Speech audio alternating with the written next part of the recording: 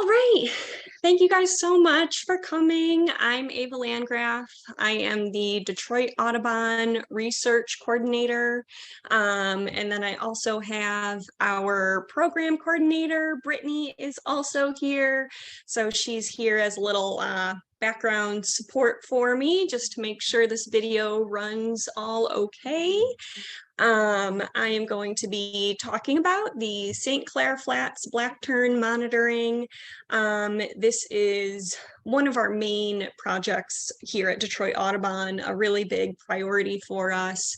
And we have been monitoring the black terns over at St. Clair Flats since about 2013, partnering with the Michigan DNR and also Audubon Great Lakes. We could not do this program without them. And then I personally have been working on this project first as a Detroit Audubon volunteer since 2017. When I started, it was really, I was still pretty new to bird research. And so a lot of what I learned has just been through this project. As I go through the presentation, if you have any questions, feel free to just put them in the chat. I'm happy to have some questions while I'm talking, just to kind of break things up. Or if you want to wait until the end to have questions, that's good too. Brittany's going to be kind of keeping people on mute and then also kind of turning off videos just so there's no background noise and it's not using one or more of the internet connection to run the videos. So yeah, just ask to turn off cameras and turn on mute, and that'll just keep things going smooth. Okay, so to start off, just a tiny bit of background information about black terns. Terns are birds that are kind of related to gulls. They are much smaller, and we have a little picture of them in the middle here. This is an adult black tern, and then feeding a little juvenile tern there. So the juveniles have a little bit of different coloration, and then they also have this coloration during the non-breeding season. So they have, sometimes they have more black on them, and sometimes they have more white with like a little kind of black ear mark on their head there. They are aerial insectivores, so their feeding pattern is kind of similar to like a swift or a swallow, where they are just super graceful through the air. They're catching bugs out of the air or dipping into the water and catching bugs or catching fish out of the water. So just really beautiful to see these birds flying. They eat large insects like the bugs I have over here, dragonflies, mayflies, and then also small fish. So they're very dependent on little fish like sardine and anchovies when they're out over the ocean during the non-breeding season, and then eating little baby fish when they're nesting in these marsh areas.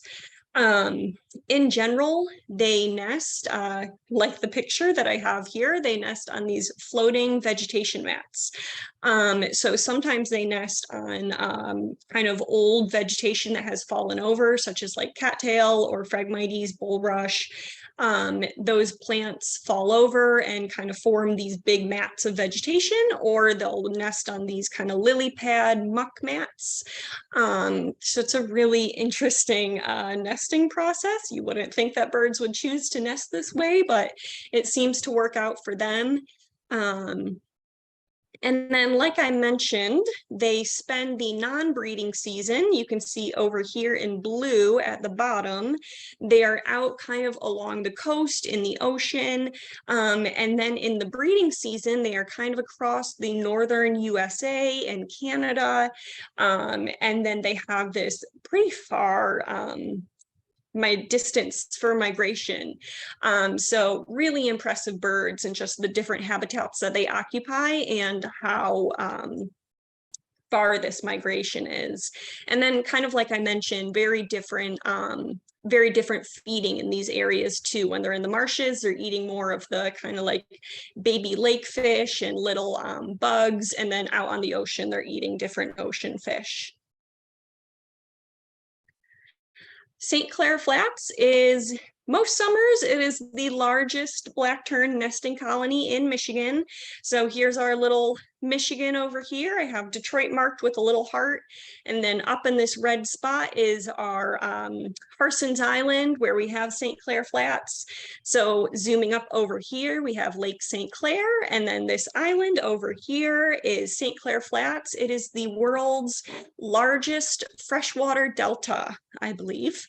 I'm getting that correctly. And you can kind of see how this river is coming in and spreading out into the lake. And this creates a really ideal marsh bird nesting habitat. So it's a really wonderful place for wildlife. And then, like I said, one of the largest black tern nesting colonies in Michigan.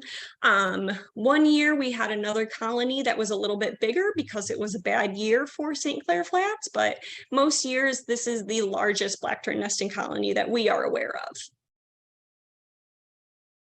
And then this bird, like you saw in the picture of their range, they are pretty common in where you can find them, very far across the US, in Canada as well, and then down in Central America when they're breeding or when they're non-breeding.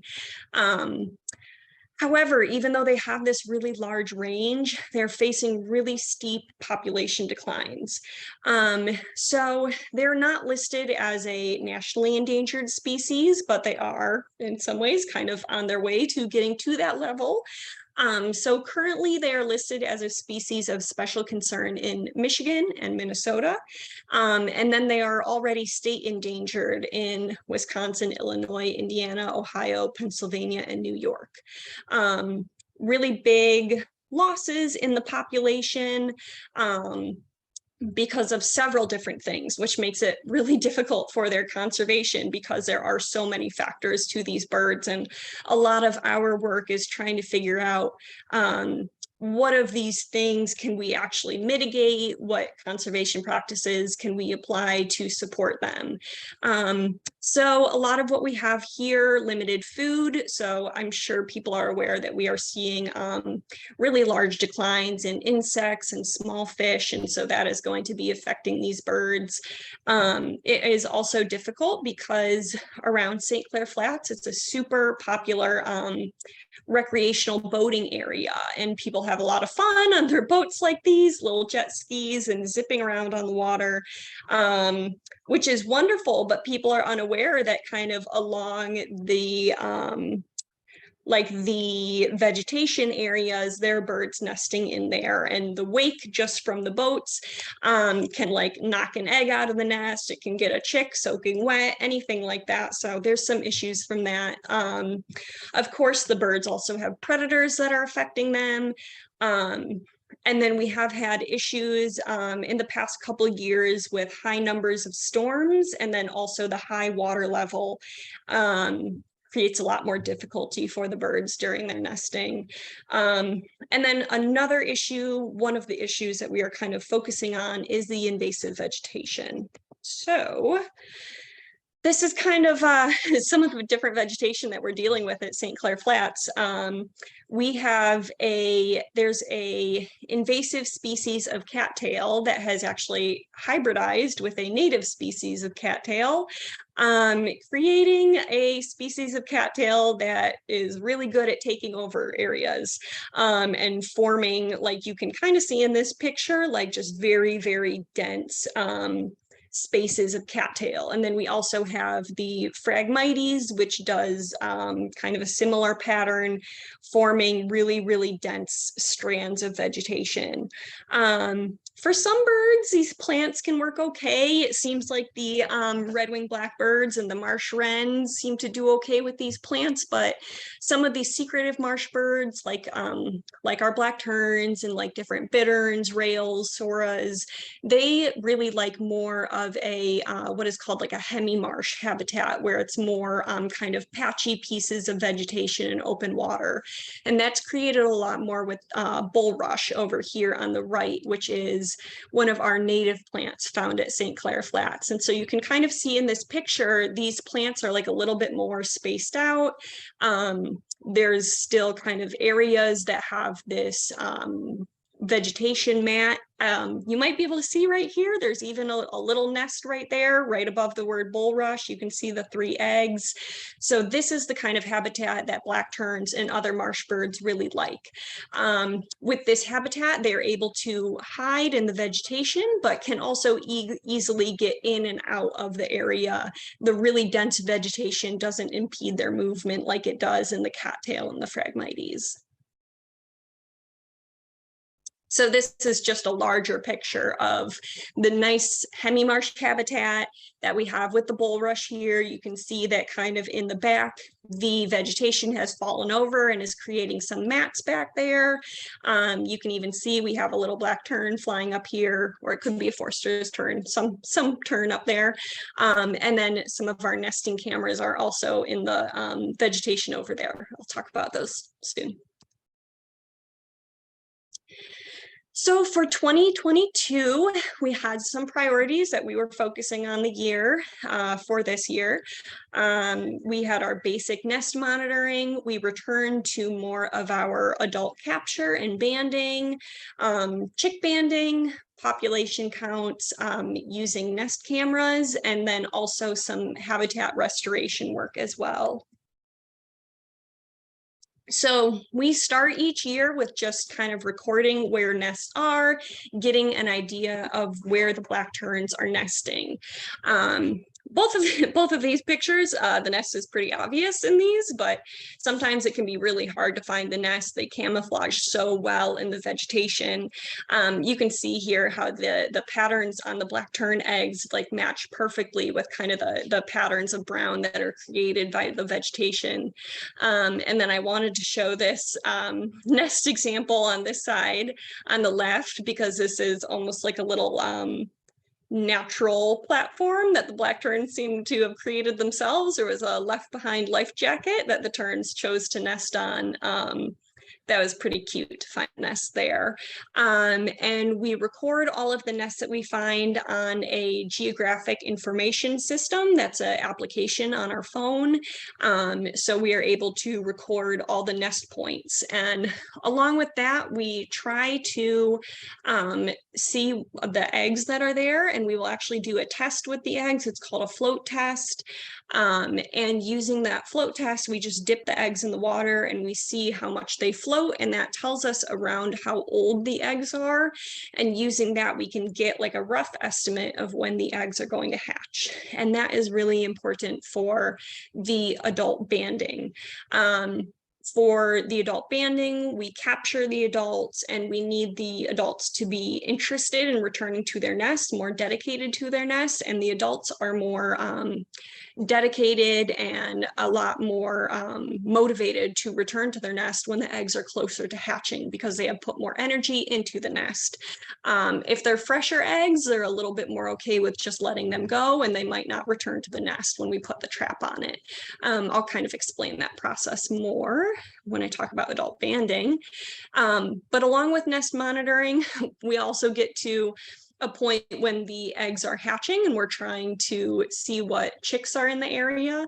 So this is the picture here of one of the older chicks.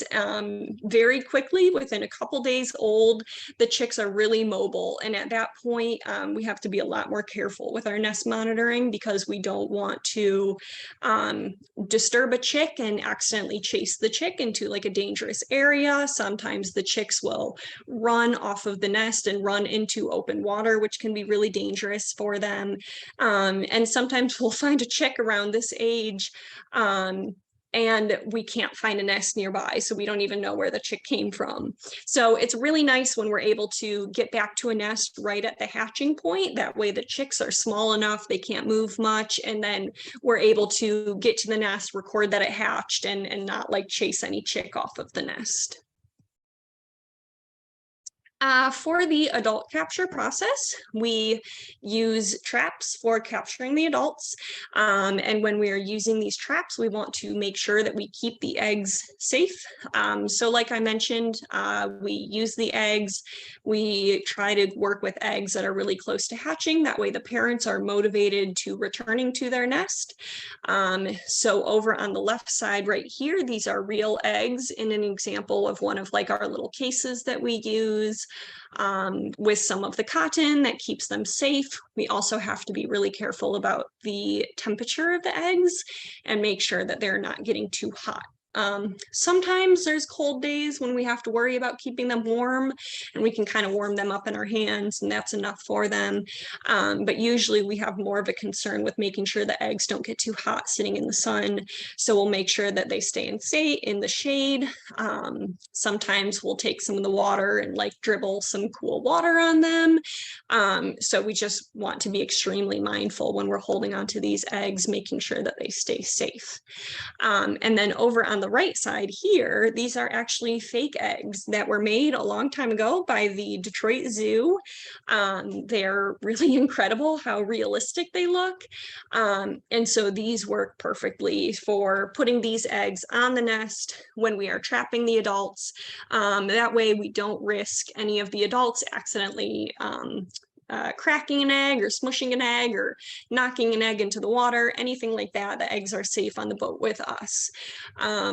Sometimes the black terns really don't care about the coloration of the eggs, but we have had black terns where if we didn't use eggs that were close enough in kind of the color and characteristic of the real eggs, they would not return to the nest. So it's pretty amazing how some of these birds actually know what their eggs look like and know when we have replaced their eggs with different ones.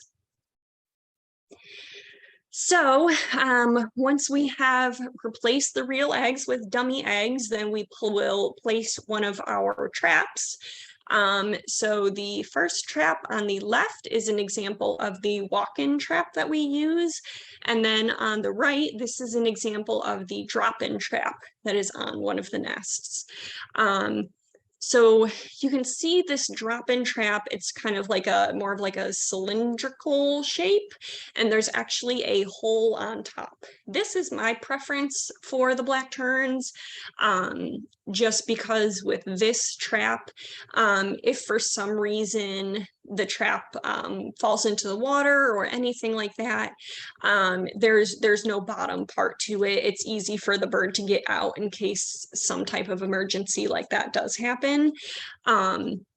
But we also run the risk of sometimes these birds are able to get out of the trap once they've gotten in. Normally, they have to spread their wings too far to be able to fly out, and they're not able to spread their wings and also make it out of the small hole on top. It's easier for them to get into and more difficult for them to get out. But we have had some birds where they will repeatedly be able to escape from the trap. And so sometimes we're just not able to catch the birds because they figure out how the trap works. Sometimes the birds are walking around the trap instead of around the, like kind of like looking into the trap and trying to get inside it from the top.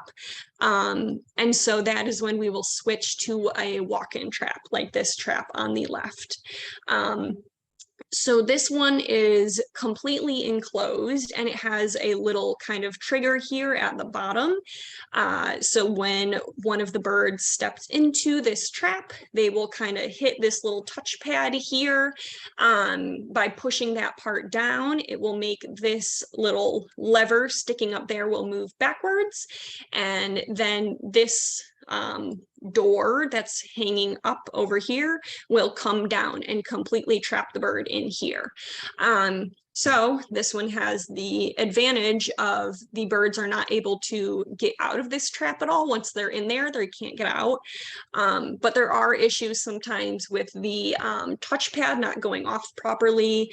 We've had it sometimes where the birds will go in the trap, but the door will get stuck and not close properly. Or the trap will go off without the bird being in there. So there can be some difficulties with using this trap. And then it is just a little bit more dangerous where, like, if this trap did fall into the water, the bird would not be able to get out.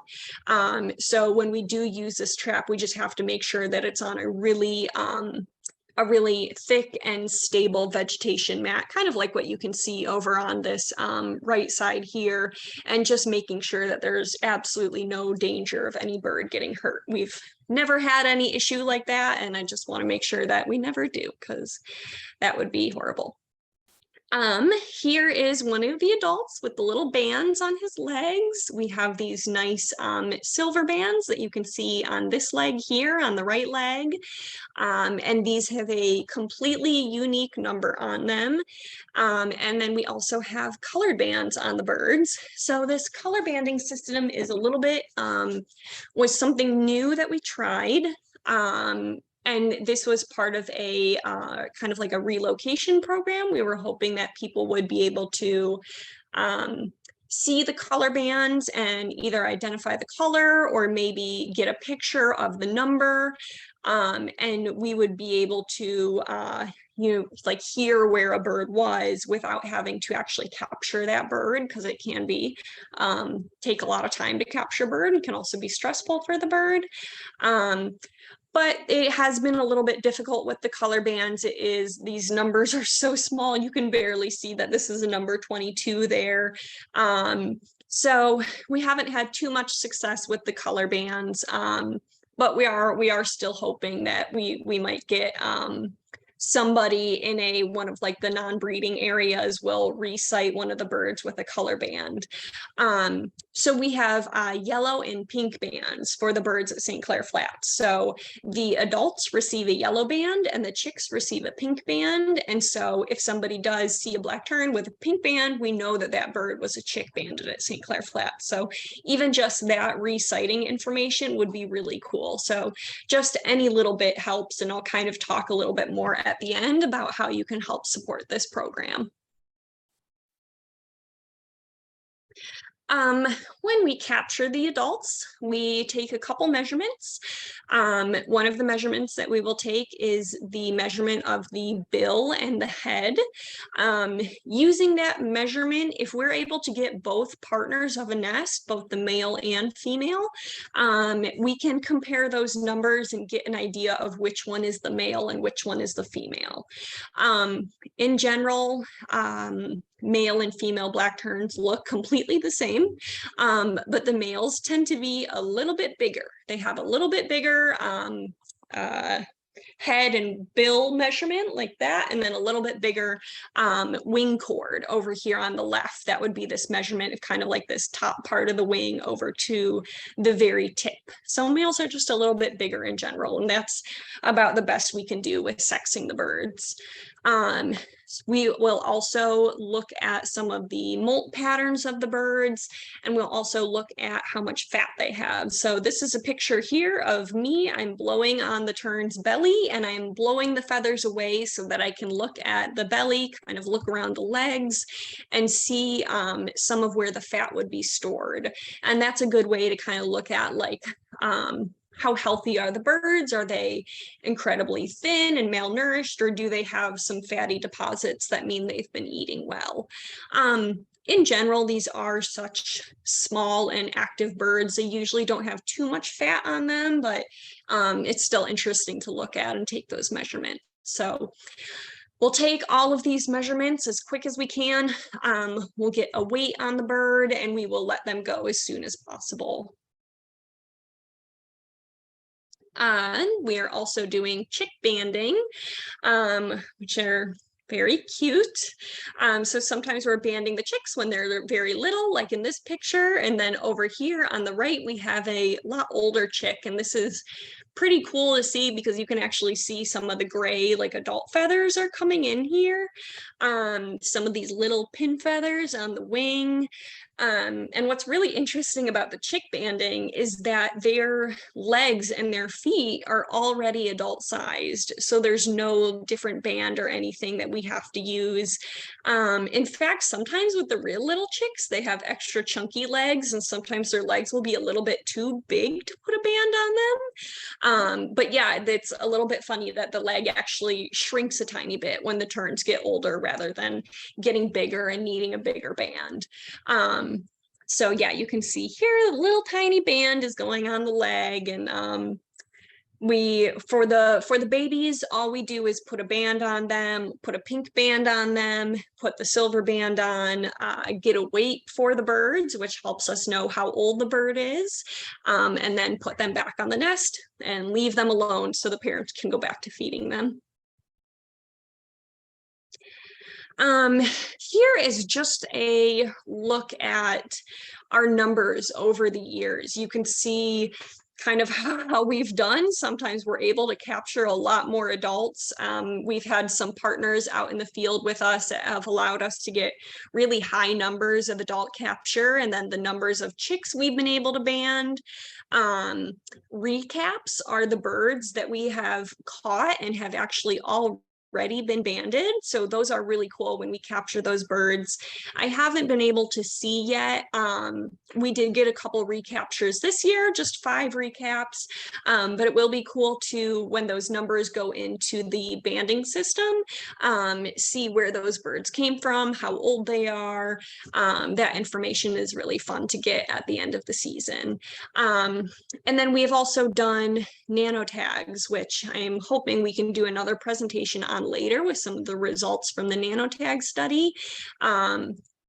But the nanotags was something that we did in 2021. It was putting these little radio transmitters on birds that were very close to fledging, a little bit similar to this one here. It's an older chick, and those would actually tell us when the bird fledged and pick it up at a couple different locations along its migration down south.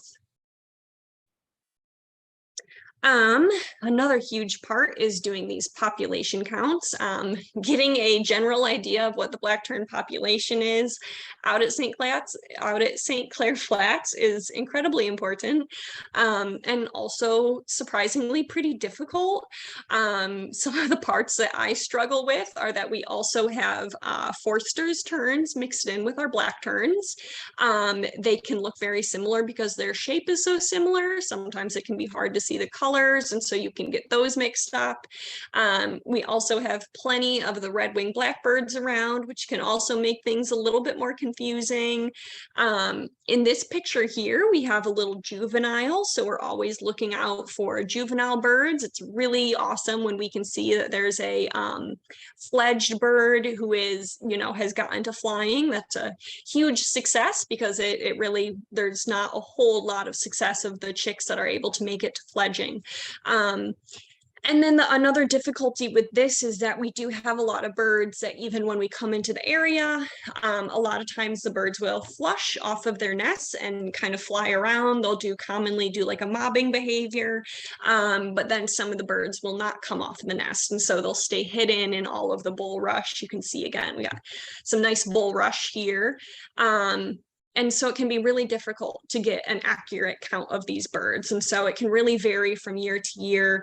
And I am kind of working on coming up with a more exact system so that we have a more consistent way of getting these population numbers and can have a better idea of how the populations are fluctuating.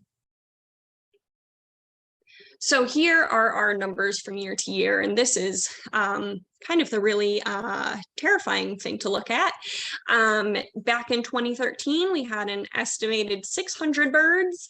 Then in 2020, we went all the way down to almost 100 birds, and now we're back at around 200. So some pretty depressing population drops, and that is one of the main reasons why we are working so hard to keep a close eye on this population and trying to figure out how we can support them and keep them at a much more stable population. We will also look at the hatching success, which you can see over at this column on the right. This one's kind of funny because the ranges for the hatching success are really large, and that's because so many nests we are not able to come back to and recheck whether they hatch or not. And so we end up with these very, very large ranges. Was all the way from around 30% to 90% for hatching success. So they don't tell us a whole lot, but they are interesting to compare year to year. And sometimes we are able to get a more exact number. And actually this year, the high end for our hatching success was pretty high. This year we had lower water levels, and we had not too many storms. And so we had a pretty good year for hatching success and also fledging success in 2022. So, and that is the hatching success is whether the nest, whether the eggs successfully hatch. And then the fledging success is looking at whether the chicks are able to reach fledging, whether they're able to be flying. Once the chicks reach flying, they usually have a much higher chance of survival. The time when they are chicks is when they are especially vulnerable to predators and weather events and different things that can easily kill them.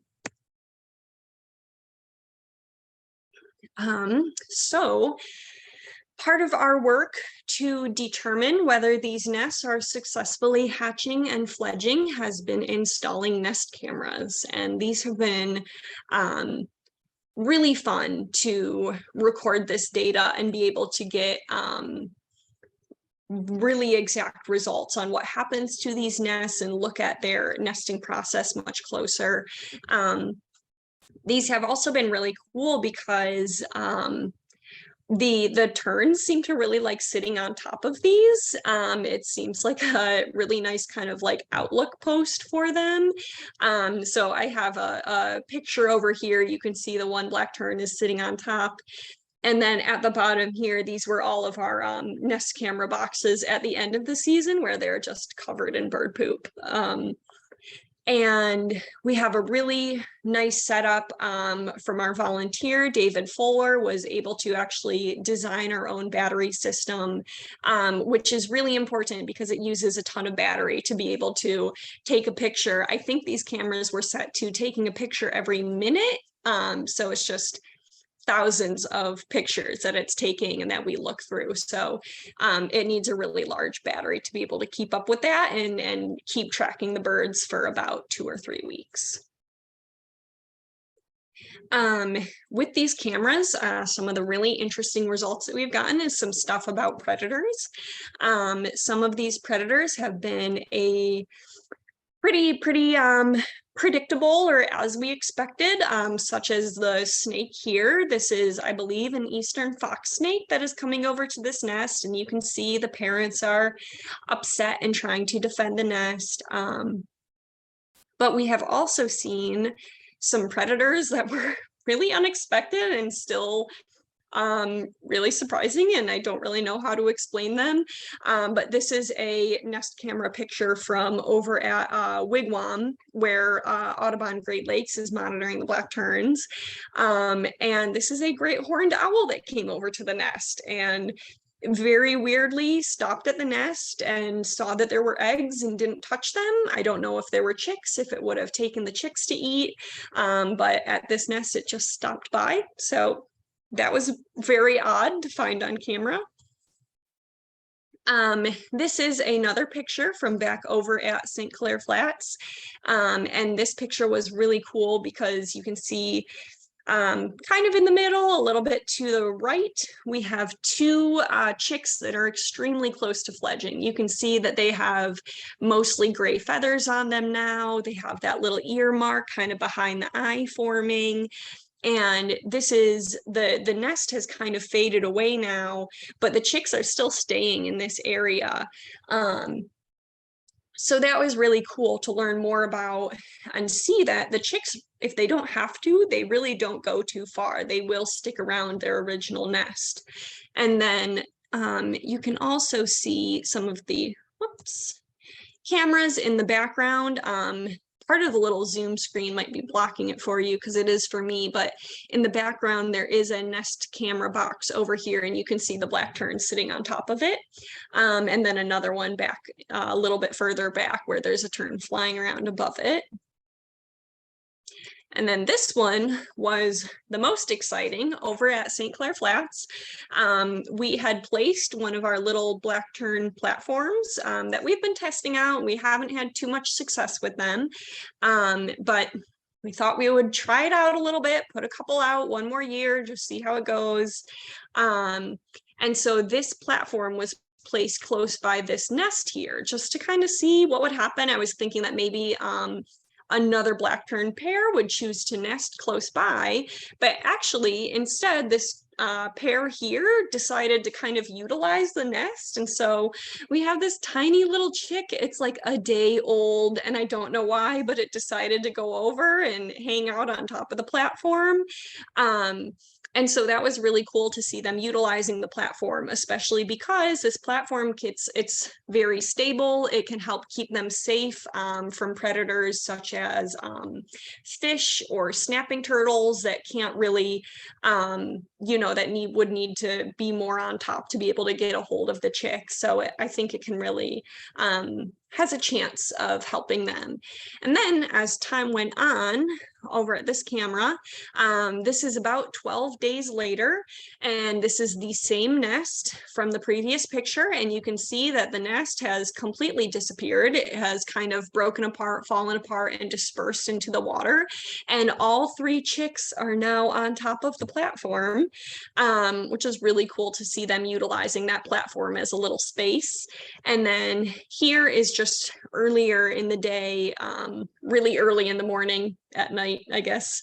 All 3 of the chicks are sleeping or resting on top of the platform.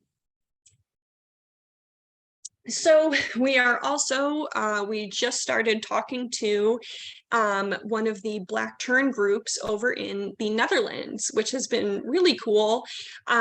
It might be a little bit surprising to learn that we have black terns over in Europe and Asia, as well as the US. They're kind of a different subspecies, but still pretty much the same bird, very similar nesting habits. And they have had a lot of success with the platforms over where they are. So these are 2 of the platform designs that they are using in the Netherlands. And you can see they have some chicks here. They have a design that has like kind of like a little fence on it to help keep out predators. And actually over in this area, they have had huge success, and actually almost a majority of their nesting black terns will nest on top of these platforms. So we are talking to them to learn more about what they have done and how we might be able to learn from their work and kind of replicate their work to support our black terns at St. Clair Flats. This is another black tern nesting platform design. This one is from a group in Germany who works with the group in the Netherlands. And this is actually kind of a platform design that our partner from the Netherlands is thinking might work well for us at St. Clair Flats. It's made of a plastic material that is actually kind of woven into a mat, and then plants are actually able to grow on top of it. And they even put on this little chick shelter, which the chicks seem to like to utilize. It helps keep them safe.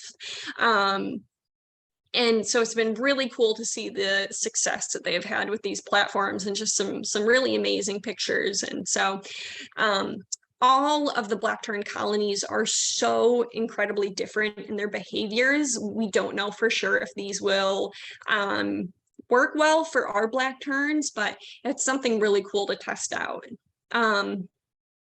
However, these platforms are a little bit more of kind of a Band-Aid type solution, in that they do not necessarily fix some of the problems that black terns are facing. They kind of just cover up the issues. The issue with platforms is that they would require people to be creating and placing the platforms every year. So the black terns would be really dependent on us, and that's not ideal. We want these to be healthy, stable populations with a healthy habitat that doesn't need constant human intervention. So we are also working on another project. This is a project led by Audubon Great Lakes, one of our amazing partners. Also with the DNR over at St. Clair Flats, another wonderful partner. And this is a project funded by the Michigan DNR Wildlife Habitat Grant. It was obtained for 2021 and has expanded into 2023. This project is for waterfowl and marsh birds in general, and that includes our black terns, with black terns as one of the focal species. So Detroit Audubon's role in this is that we are actually conducting some black tern surveys around the area, and hoping to see at one of the experimental sites whether the black terns start coming into the area. But so to sum up this project, the Michigan DNR has 2 diked in units that you can kind of see in this map here. That means that they are impounded, or they are kind of encompassed by land, these marshes in here, so they're very protected. They're protected from like waves, from larger bodies of water, but they don't have any boats coming through either. So they're really nice areas for wildlife. Since we have 2 different sites, we have this control site and then also a experimental site. And over here at the experimental site, there is cutting for the cattail and Phragmites. So, like I mentioned, the cattail and Phragmites creates really dense strands of vegetation, and we need the nice kind of patchy hemi-marsh. And so by doing some cutting in the area, we're leaving the vegetation and then able to create some of these mats with more pockets for easier nesting for the birds. I'm going to give you a second and see if you can find the 2 nests in these pictures. They're very well camouflaged, so I'll point them out. I'll give you about 5 seconds while I have a sip of tea because my throat hurts pretty bad.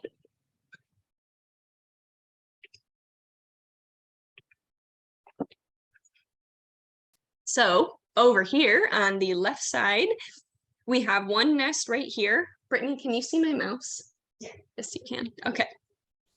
1 nest right here, and I believe there's actually a chick in that nest. And then another nest is right here. So they are extremely well camouflaged.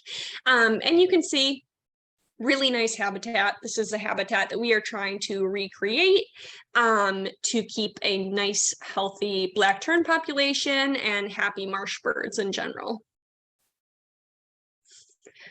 Another huge way that we are working to support black terns and other birds is through legislation. That is one of the most important things we can be doing, even though it is pretty difficult and can take a lot of work. This is the Magnuson-Stevens Fishery Conservation and Management Act. And we have been working with National Audubon. They do a program that is a seabird fly-in, where they actually talk to some of our government representatives.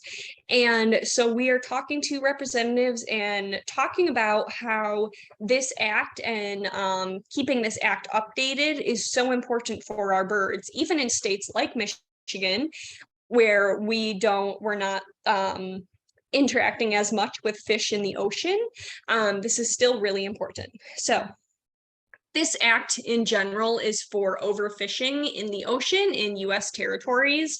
And so it's really important for some of our birds, like black terns and some other birds, that spend part of their lives on the ocean and then part of their lives in marshes and inland waters. So like our black tern, and another bird that a lot of people know and love, our common loon, is another bird that depends on healthy fish populations out in the ocean.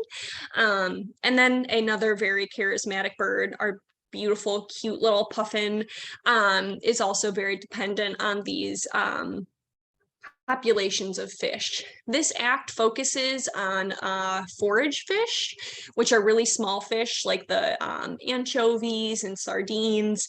These fish are essential for everything. I mean, the bigger fish depend on them, the birds depend on them, we depend on them. So this act in general is super important for people and for birds, for our economic health and all the activities that depend on fishing. So, you know, fish for eating, recreational fishing, bird watching, all of that, all of it depends on this act. And so one of the ways that you can can get involved is actually contacting us and asking to be involved with the Seabird Fly-In that will be occurring next year. In the past, it has been something that actually a thing where people go to DC and talk to people, but because of COVID-19, it has been more of a project over Zoom. And so it's really easy to get involved and just speak up and share with your government representative that you care about this and you care about the birds and fish in your area.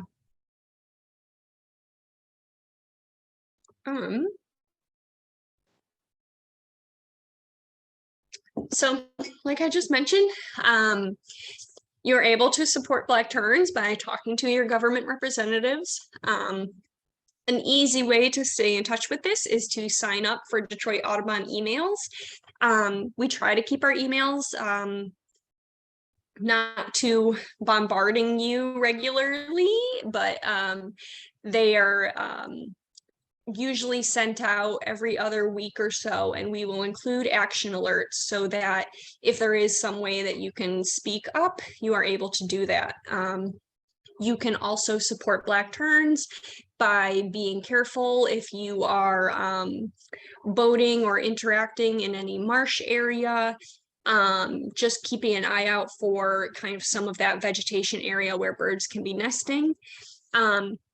And then also recording birds on eBird. When you report Black Terns on eBird, we're able to use that information and stay updated on where Black Terns are congregating. This is really important because if the Black Tern populations at St. Clair Flats continue to drop, we could have larger Black Tern populations in other areas. And so we want to know where the birds are congregating and if they are you know, dying off, or if they are just moving to a different area. In relation to that, super important to report any color bands if you see them. If you are a photographer, it would be wonderful to try to capture any Black Tern pictures out at St. Clair Flats, especially in kind of around the end of July and beginning of August is when the Black Terns will kind of start forming loose groups as they are getting ready to migrate. So this picture here is this dead willow tree at St. Clair Flats where the Black Terns seem to be congregating, and it was really cute. I've never seen Black Terns sit in a tree like this before. They really like to sit along docks and like posts like that. Sometimes you can see them perched on top of buoys, but anytime they're perched like this, it's a really good chance when their legs are actually sticking out some more. And so if you're able to get a picture, you might be able to catch if there is a colored band on the leg. And then also support the DNR because they do amazing work providing habitat for all of our birds. They are such an important partner for us. And please support Detroit Audubon with a donation. Brittany is going to put a link in the chat, so you can just click on that. Our Black Tern work is a very expensive project because it does require so much time, and then also the mileage for getting out to the birds.